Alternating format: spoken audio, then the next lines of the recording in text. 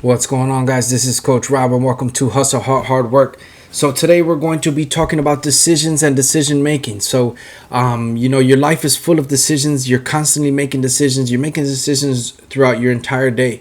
From the moment you wake up, are you going to go to the bathroom? Are you going to brush your teeth? What are you going to eat for breakfast? What are you going to wear to work, to school? What's your day going to consist of? Those are all decisions that you're constantly making, and some people have made life easier by picking out what they're going to wear the day before, by doing a meal plan and making sure that their meals are planned out, and those are decisions that you don't have to worry about. And even though they're small decisions, a lot of decisions like that throughout the day take a toll on you, and it's stressful and it's draining, and depending what you do for work, sometimes you're making a lot of decisions at work, and some of these decisions have an effect on people, and an outcome, and that adds stress, as well as deadlines and pressure of projects and projects for work and things that you have to get done by a certain time. That means that you have to decide when you're going to work on them. You have to decide what you're going to do, how you're going to do it, and it's all decisions. So it really takes a toll, but decision making is a skill, and it's something that you develop, and it's something that you could practice, and I believe you could practice it because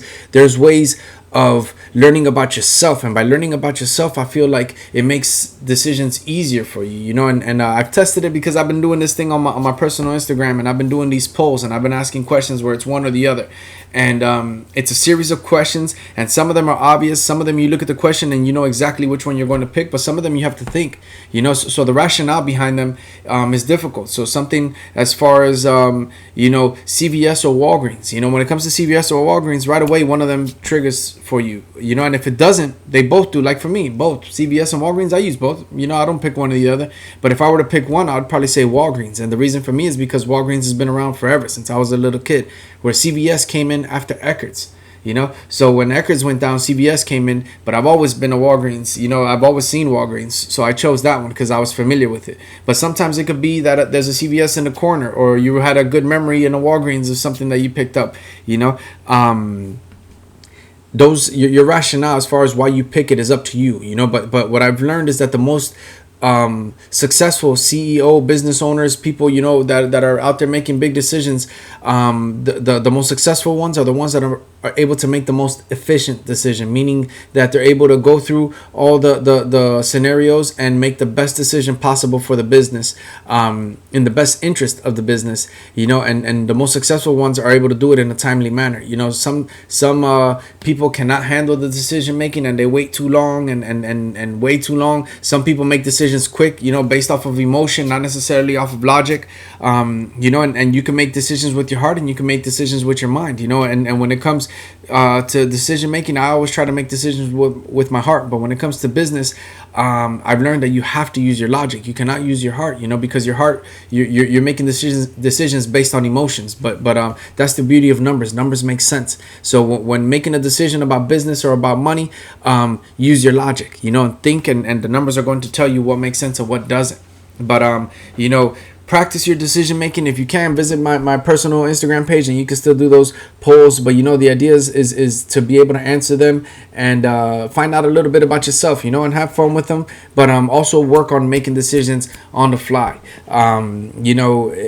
Certain things like for example, my wife, when she's hungry, okay, fine, we're gonna go eat. We could eat anything you want. What do you want to eat?